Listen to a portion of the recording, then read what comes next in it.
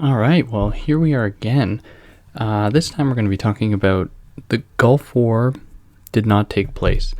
So I want to preface this one by saying a number of things, but I'll keep it quick.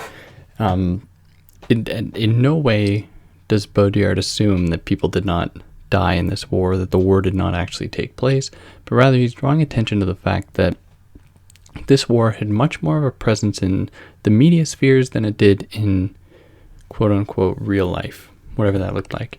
And there's a moment that kind of exemplifies this, and it's not one that Baudrillard picks up on, but it's one that Paul Patton picks up on, where he recounts a moment where CNN commentators or interviewers, journalists, were in Iraq, and they were speaking to some soldiers, asking them what was going on the front lines here, and they said, "We don't know, we're waiting to find out on CNN." So this is a pretty classic kind of Baudrillardian moment where the distinction between what is happening in real life and what is happening in the mass media spheres is hardly distinguishable. In fact, these two things seem to blend together to the point that one cannot necessarily be discerned from the other. So this book begins with the sentiment that the Gulf War will not take place. Okay, so when he writes this, he's thinking about war in terms of how it has been historically manifest, or how it has manifested itself historically. Oh my God. So for him, right off the bat, in the media sphere, at least following the Vietnam War, it would seem as though impossible that a war like this could occur. So he says, starting out, from the beginning, we knew that this war would never happen.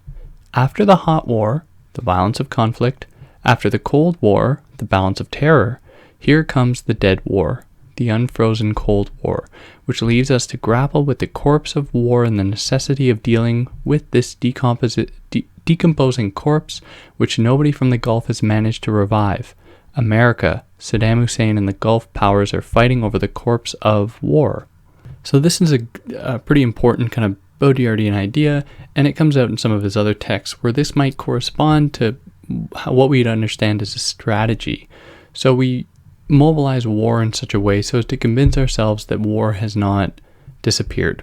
So in order to do this, we display it in hyper-real fashion for everyone to see, therefore making the ability to question the reality of war, or to suggest that this war is any different than it has been historically would be absurd, where people can just brush you off. Hence the amount of criticism Baudrillard's gotten for this piece from thinkers like Douglas Kellner, pretty avid Baudrillard scholar, someone who has written that Baudrillard doesn't recognize the way that real things happen, or what's his name?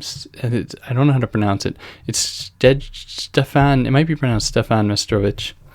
I think he's in Texas. He wrote a book called The Barbarian Temperament that deals specifically with Baudrillard's account of war. Well, not specifically, but a good amount of it, where he says that Baudrillard, by being too focused in the way that war is a simulated event, fails to recognize that war as it manifests itself today is an extension of the old kind of barbarian habits that predominated life for a very long time, or at least this is his theory, and that Baudrillard is simply some neo-Kantian focused on these, inconsequential debates around the reality of war. So this text is not, and I want to really make this clear, is not Baudrillard saying that the war didn't actually happen. Of course it happened, but he wants to call the question to two things broadly. Number one, that we can't consider this to be a war. Number two, that its relationship, or that its affinity with the mass media calls into question its validity as something, as a territorial thing, as something that actually has a space. So when Baudrillard says the Gulf War did not take place, I think he means it kind of literally, in that it didn't have a place. The Gulf War didn't exist in a place. It existed in a media sphere. So to continue on through the text, in considering his distinction between Cold War and Hot War in the previous passage that I mentioned, he locates the Hot War with World War II, and then the Cold War with, as we might understand, the Cold War, or the missile crisis, or whatever. So this concept of war, at least the idea of the Gulf War, can't occur. So the reason he's able to say this is from some of his earlier arguments and earlier texts pertaining to impossible exchange. Now, we actually haven't gotten to that book yet here on this channel, and it follows the Gulf War did not take place. But in Fatal Strategies, he puts forth this idea that in the, contemporary kind of metaphysical struggle of life, he locates humans becoming correlative with hostages. So he says this because, taking into account how nations have amassed nuclear weapons to such an extent that the entire face of the planet could be wiped off at the push of a button, Baudrillard calls into question quite poignantly how little autonomy people have, how little wiggle room people have to engage in any real kind of political endeavors. Rather, he says that we are, made to be hostages to these national systems that have the power to eradicate us at a moment's notice. So what he says about the Gulf War in relation to this is that non-war is characterized by that degenerate form of war which includes hostage manipulation and negotiation. Hostages and blackmail are the purest products of deterrence. The hostage has taken the place of the warrior. He has become the principal actor, the simulacral protagonist, or rather, in his pure inaction, the protagonizer of non-war. So the reason for that, or at least the idea, is that because we have entered a phase where we have become hostages, at least according to Baudrillard, it calls into question and challenges this idea of traditional war, which dealt with this idea of warriors or greatness. If I'm going to borrow from Arendt for a second, thinking about Achilles, and instead you have people that are totally without autonomy in these instances. Now, I think that this can be said of a certain number of wars, or of a number of wars, especially Vietnam. And why Baudrillard focuses on the Gulf War, we might just say because the way that technology has developed up to this point, it really marks a crucial shift in how war has been traditionally depicted. But I think the same could certainly apply to like Vietnam, where it was a war not worth conducting. It was a war that was simply an absurd war, whereas in like World War II, perhaps someone could mount the argument that there was a reason for it. But no, for us today, as he makes clear, we are all hostages of media intoxication, induced to believe in the war just as we were once led to believe in the revolution in Romania, and confined to the simulacrum of war as though confined to quarters. Because we are not expected at any moment to challenge the conception or the notion of war appearing to us on the television, because that we conceive of television as being the universal neutralizer, or that thing that is supposed to present images as they appear in real life. But of course, knowing Baudrillard, he's going to call attention to that, or he has throughout all his other works up to this point, so I won't really go into that.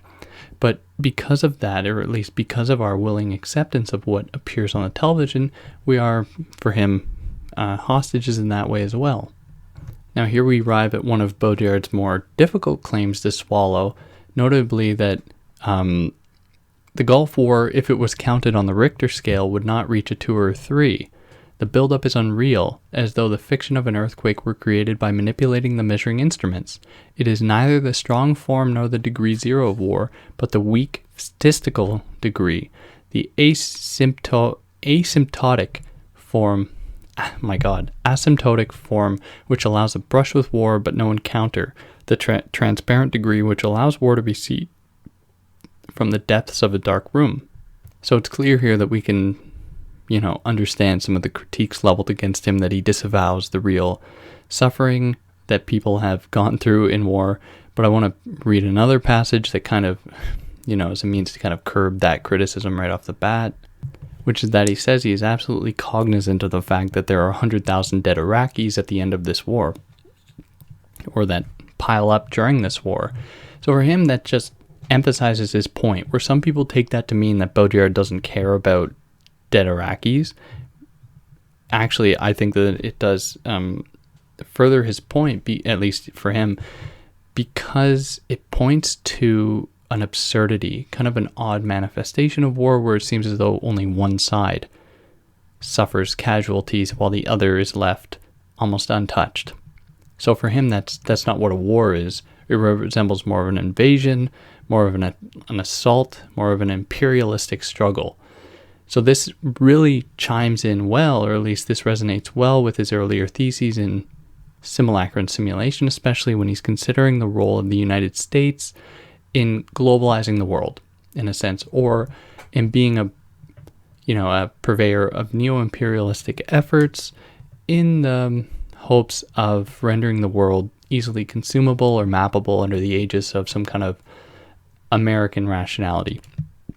So this really resonates well with his thesis that he puts forth in this text in the Gulf War, when he's thinking about how one side is losing many more lives than the other. I wonder why that might be. For Baudrillard, it's surely a symptom of this greater struggle that doesn't allow for the possibility of war that would imply a sort of dialectical struggle, that would imply something of an equal response to some extent. But this was just such a deliberate smashing of the other side that it could hardly constitute a war. So this is where the media come in.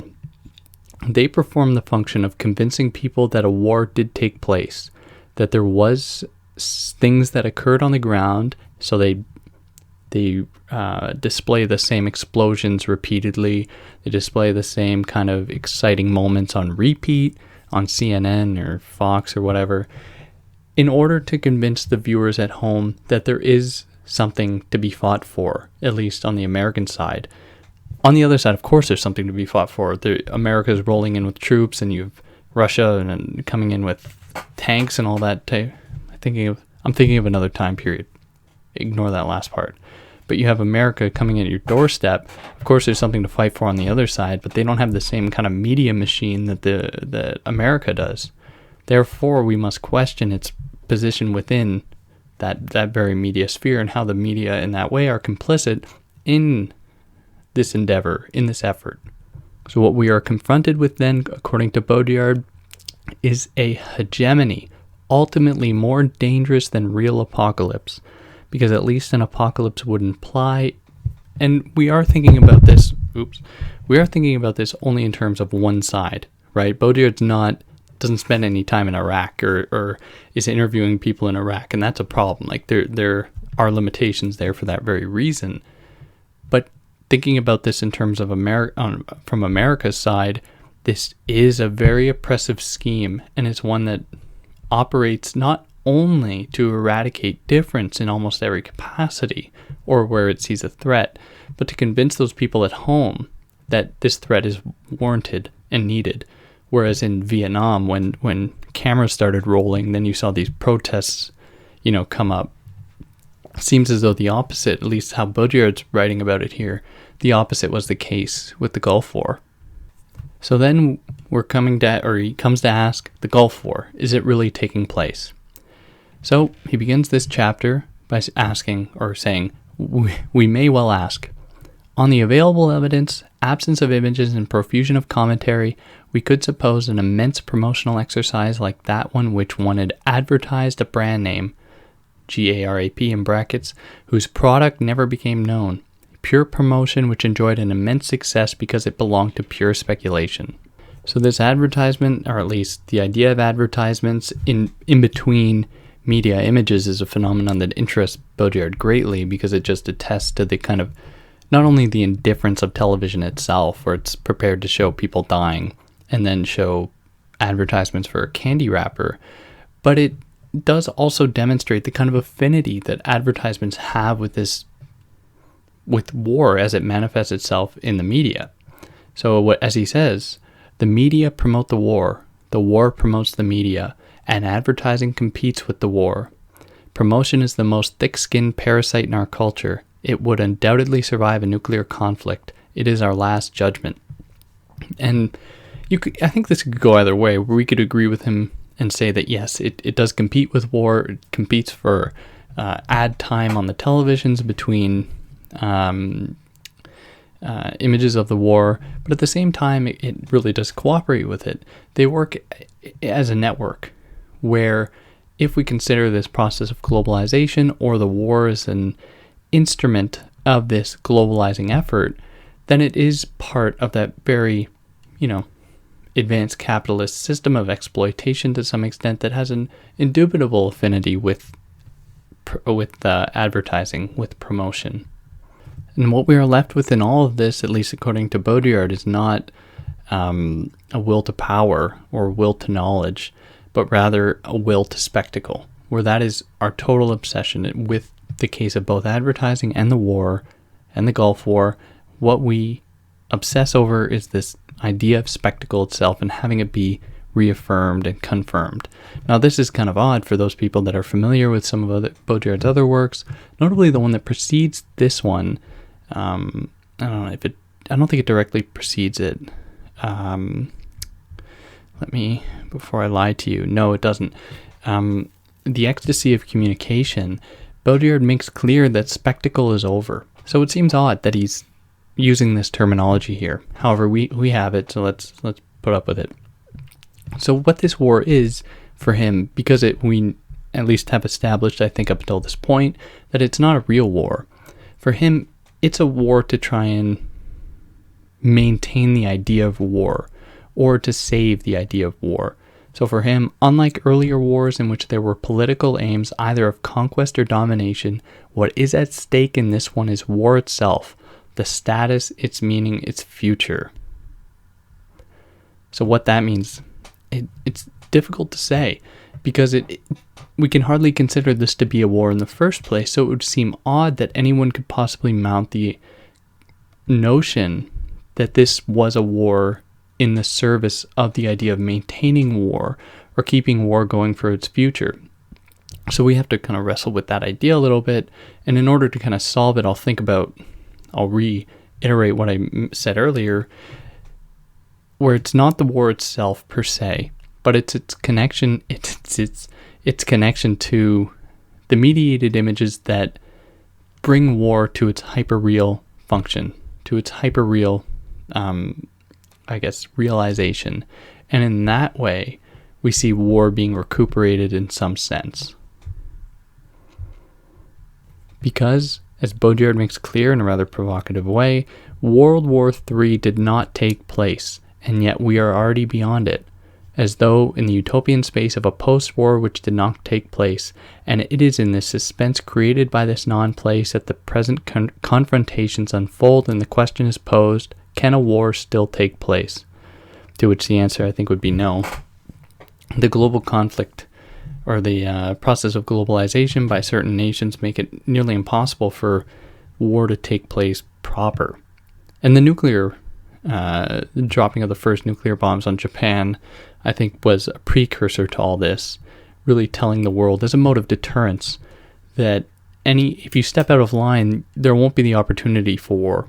Thinking about this, the development with, or how the events with North Korea and the United States were unfolding for a few months, where it seemed as though the President of the United States was prepared at the push of a button to eradicate the conflict, to eradicate the tension in a moment, which I think is certainly within his power, not his right per se, but technically the ability was there, where the war wouldn't actually need to take place, and in fact there wouldn't have been place for it when the resolution could come about at the push of a button.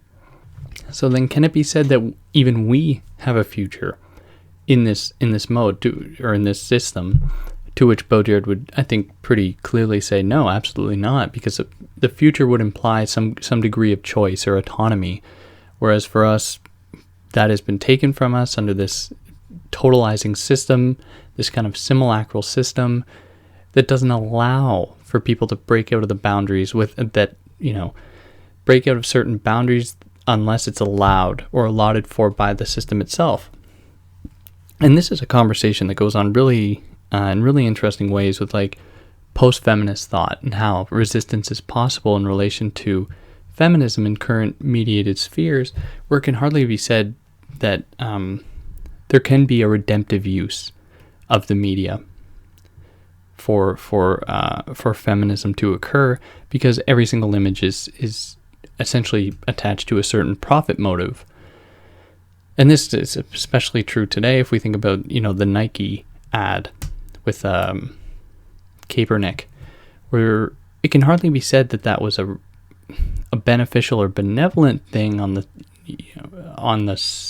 deep down. On the surface it appeared as so, but Nike still has sweatshops, and how do you necessarily get out of that is difficult. And for Baudrillard, who often deals with these kind of totalizing systems, that is simulation or America or whatever, there doesn't seem to be a lot of wiggle room. So where there are sites of contestation, where there is the presence of a certain degree of otherness that falls out of the control of the system, Baudrillard recognizes that America, or the global authority of the time, will simply annihilate it. He says, they, notably America, cannot imagine the other, nor therefore personally make war upon it. What they make war upon is the alterity of the other, and what they want is to reduce that alterity, to convert it, or failing that, to annihilate it if it proves irreducible, which was the case with Native Americans in, the Americas, precisely because they fell outside of however Europeans might understand them, and because Europeans had very sadistic motivations and very sadistic ways of dealing with people, they were very successful at eradicating many of these nations off the face of the earth. And they do that in the same way, or at least the Gulf War, how it was taking place, was with the same motivations, in the effort of eradicating a sort of difference.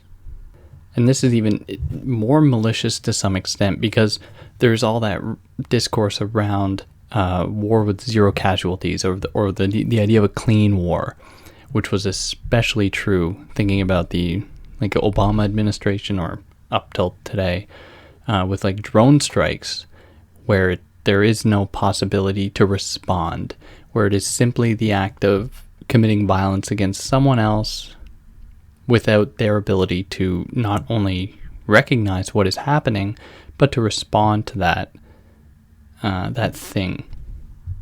And all this stands in opposition to wars. It has been, or the definition of it that would imply an ability to respond, an ability to react.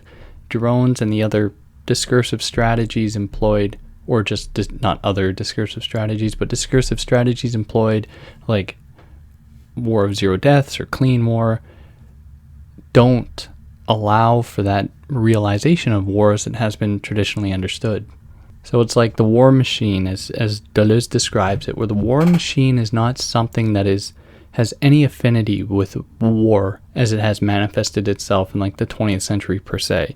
Rather, for Deleuze, the war machine is that thing that kind of allows states, in a sense, to come into being through sort of as a kind of apparatus of capture.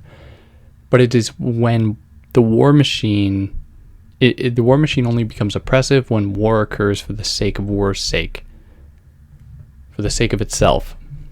And that is certainly what is happening here, where war is conducted not under the aegis of war itself, or not under the descriptor of war itself, but simply by taking war in its hyperreal form, notably total success and total victory by destroying another, or killing another. Only when that occurs do we see this really oppressive formation occur, because there is no ability to respond, to react. So this all presents kind of a counterintuitive scenario, where for Baudrillard, as we approach war in its hyperreal form, what we fall into for him is the illusion of the virtual. So what he says, the closer we approach the real time of the event, the more we fall into the illusion of the virtual. God save us from the illusion of war. where it is that illusion of war that is as I have been saying it, the most oppressive, the scariest one for Baudrillard. Now, this is difficult to kind of wrap your head around, especially if you've read some other Baudrillard texts, especially some of his later ones that follow this. Illusion is something that Baudrillard celebrates to some extent. So it's odd that he uses this language here to describe an oppressive scheme or a schematic or framework, but here we have it. He's not the most consistent, so here we have to grant him a privilege that we don't normally grant other people. So he's lucky for that. But he makes an interesting point about the illusion of the virtual or the illusion of war, precisely because we are by being convinced of its reality, we lose sight of the fact that it is not manifesting itself in a traditional way, and therefore not to say that war is ever just, but in a, I guess, more humanitarian way. So now we enter into the third chapter, the third phase, where the Gulf War did not take place. So now we're thinking of it after the fact. So as he says, since the war was won in advance, we will never know what it would have been like had it existed. So this resonates well with one of his earlier theses put forth in Simulacra and Simulation, when he says that, he says two things. America may have lost the war in Vietnam, but they won the movie in the form of Apocalypse Now. But he also says that the United States didn't need to win the war in Vietnam in the traditional way that a nation or whatever might have won a war. The real goal of the Vietnam War for Baudrillard was to enter Vietnam into the global framework. So the real threat was not communism, at least not for Baudrillard. The threat was the unmappable, deterritorialized kind of guerrilla warfare occurring in the North Vietnamese side. That was what Baudrillard recognizes was not okay with the United States. So it is when Vietnam was able to consolidate a real military in the form of that could be recognized nationally, or internationally, that the United States could leave. And then the United States could say, that's all we need. All we needed to see was that you can be placed under control in a sort of globalized network. And this is really the point of Apocalypse Now. So this will be, if you haven't seen the film, then this description or this analysis will kind of be lost on you perhaps. But in the film, the Americans present don't kill any Vietnamese, any Viet Cong or any members of the North Vietnamese. They kill civilians, but they don't kill, at least that we see. There are moments when they're shooting into the woods, but there's no indication that they actually kill anyone. Rather, their mission throughout the whole film is to kill a rogue American deep in the jungle somewhere. And I think that really represents what America was trying to do in Vietnam, at least if we accept Baudrillard's hypothesis, notably to eradicate those things that fell off the grid, those people that that we couldn't understand. And this speaks to, and this really resonates with the broader logic of this globalized domination of the world, or hegemony, to be a little bit more lexically proper. The goal of the war in Vietnam was to make sure that there were no people in the jungle that couldn't be mapped, recorded, essentially graphed out in a trajectory. I actually hadn't thought about that in that way until now. No one steal that idea. I'll probably write about that. So, however, I digress. Thinking about this war in terms of, what it did look like from looking backwards, we are presented with two figures. That is, we have Saddam Hussein and then we have America. So Saddam Hussein was by no means a good person. That is certainly, I think, without dispute. But that doesn't mean that he deserved, or his nation in any way deserved, what America mounted against them. But what Baudrillard says about this, and it's difficult to swallow, is that for Saddam, there was a recognition of a degree of symbolic exchange. Now, what does that mean?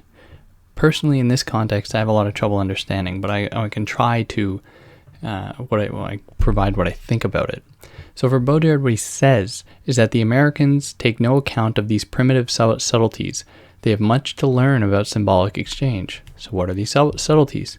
He says, for the Americans, bargaining is cheap, whereas for the others, it is a matter of honor, mutual, personal recognition, linguistic strategy, language exists, it must be honored, and respect for time. Altercation demands a rhythm. It is the price of there being an other.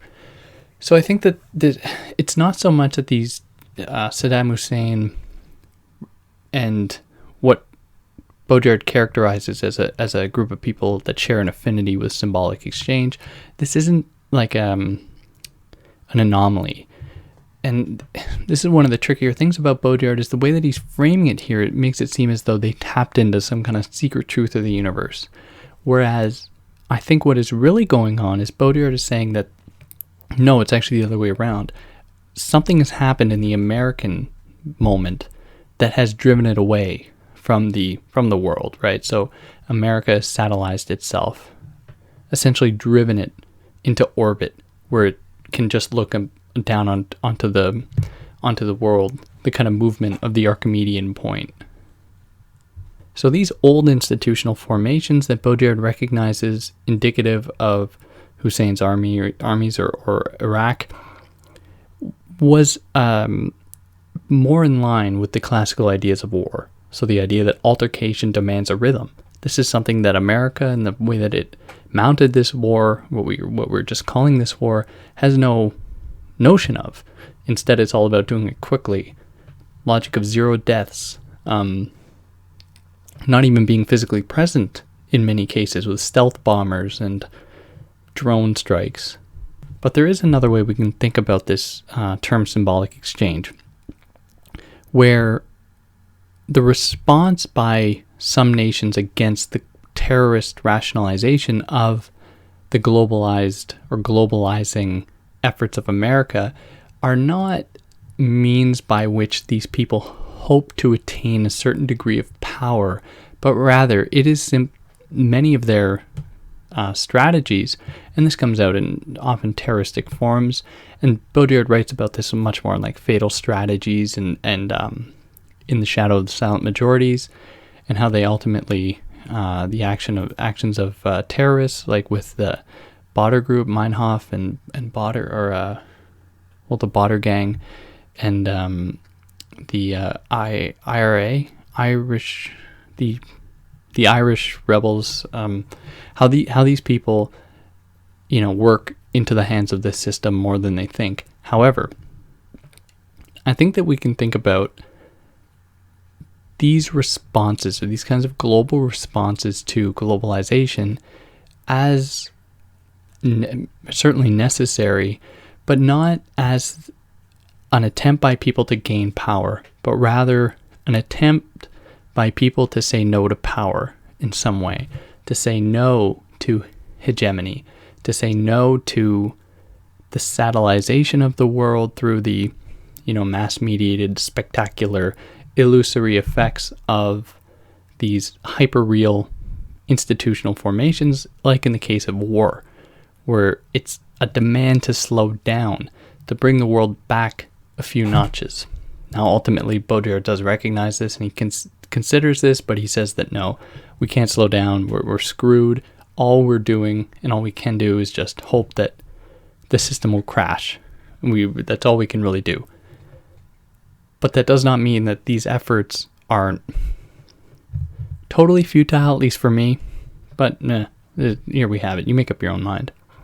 So then he presents what I think to be an interesting insight, where he says, this kind of preventative, deterrent, and punitive war is a warning to everyone not to take extreme measures and inflict upon themselves what they inflict on others, the missionary complex, the rule of the game that says everyone must remain within the limits of their power and not make war by any means whatever. So then, he continues, just as wealth is no longer measured by the ostentation of wealth, but by the secret circulation of speculative capital, so war is not measured by being waged, but by its speculative unfolding in an abstract, electronic, and informational space, the same space in which capital moves. So here we're seeing another affinity with that idea, where he's bringing up that idea about advertising and war again. And then he makes an interesting analogy to, or response, I guess, or homage to Marshall McLuhan, where he says that only TV functions as a medium without a message, giving at last the pure image of television. Now this is a consequence of the war as it is depicted on the media, because it doesn't show anything for Baudrillard. In fact, because it wasn't a war conducted in the traditional sense, it therefore more closely resembles false advertising, which, as we know, we shouldn't pay attention to.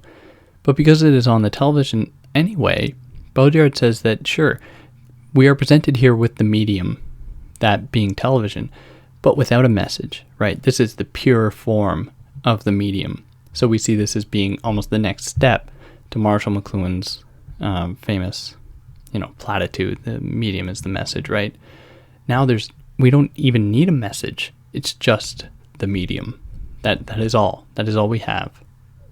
And one way that he elaborates this, and I think it's rather funny, even though it's depressing, he says that a simple calculation shows that of the 500,000 American soldiers involved during the 7 months of operations in the Gulf, 3 times as many would have died from road accidents alone had they stayed in civilian life. Should we consider multiplying clean wars in order to reduce the murderous death toll in peacetime? So again, we have to make clear that he's really just speaking about one side here, and this does communicate the imperialistic, the imperialistic quality of this brand of war, because we see on the other side 100,000 dead Iraqis, civilians and military personnel, all people that absolutely did not deserve this. And here we have, on the American side, very few deaths. In fact, more people would have died had they stayed at home, at least statistically, according to Baudrillard. So this is just one reason I think that there is this move by these kind of globalized efforts, or these moves toward ultimate globalization and this sort of neo-imperialism, because of its ability to eradicate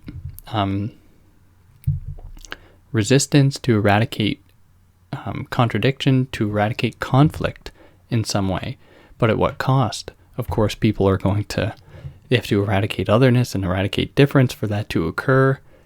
And it's not as though these people would have actually posed any threat to the first place. This really reveals the racist tendencies behind these kind of imperialistic efforts.